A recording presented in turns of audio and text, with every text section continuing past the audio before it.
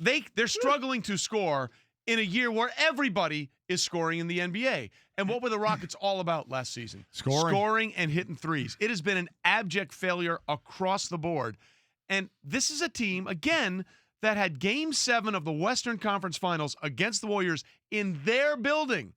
And they missed 27 straight threes. And it feels almost like they haven't made a three since then. The hangover, for whatever reason, seems to be real with this team. I mean, this was a team that we thought if Chris Paul was healthy, they would have beaten the Golden State Warriors. Yeah. And they would have played the Cavs in the finals, and in all likelihood would have probably beaten the Cavs. I don't know if we've seen a team go from being that close to winning it all to the next year being absolutely horrible across the board. Western Conference Finals hangover, Trey? Yeah.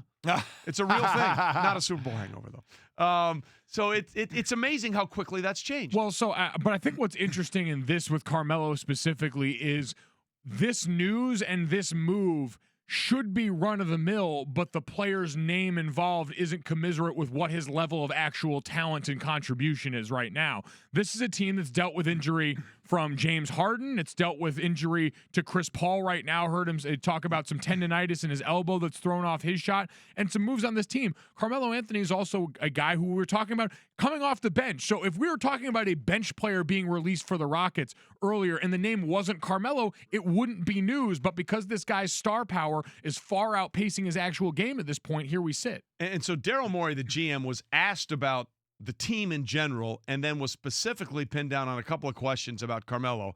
And let's just say sometimes what you don't say is just as important as what you do say. One of the reasons I'm here, besides it's 10 games in, is I think there's just a lot of unfair, like rumors and everything going around about him.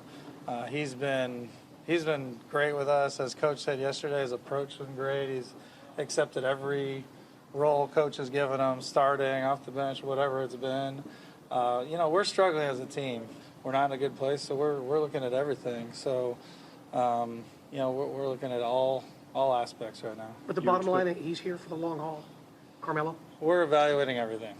I'd answer that the same with every player on the roster. So you can't say at this point that he's going to finish the season here. I would answer that the same as every player on the roster. We have to figure out everything when we're looking at everything. I'm going to go ahead and say he's not going to be there for the end of the season. And in fact, I'm going to say he's not going to be there probably quicker rather than later. Yeah, I mean, you sit there and you try and figure out, you see guys that are gone. Trevor Ariza, you look at Trevor Ariza stats from last year, averaged 6.9 threes a game. Melo was 6.4. Trevor made 3.5 of them.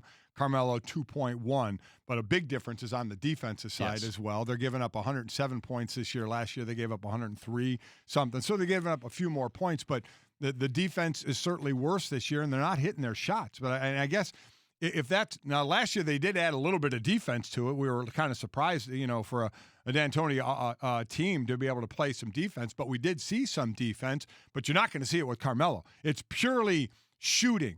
And even though it's not by a monster amount, he's doing less at the three-point line than Trevor Ariza did last year. So you're not getting the value for him that I think you thought you were going to get. And if the others are struggling as well, whether being nicked up or not. Now, again, by the end of the season is when you all need to be healthy, and we'll see where it goes from there. But, man, you're right. To have a team that was so close to being in the championship, and we all think would have won the championship and beat Cleveland, to be nowhere near it right now and playing as bad as they are is a bit surprising. It is. And while Carmelo has not worked out, I think our NBA reporter Tim McMahon summed it up best. Yeah, the Carmelo thing clearly isn't working, but it's not like he's the reason this is all falling apart or off to a horrible start in Houston. I'm not going to sit here and say that Carmelo Anthony, by any stretch of the imagination, was the problem for the Rockets, but he damn sure was not the solution. I mean, look, the stats don't lie. He was not good. He was a bad player for him.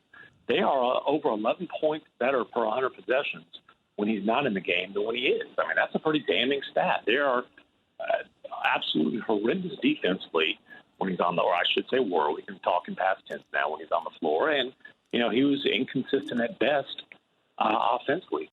Again, using the past tense already, talking about Carmelo Anthony. So we'll see if they can figure it out.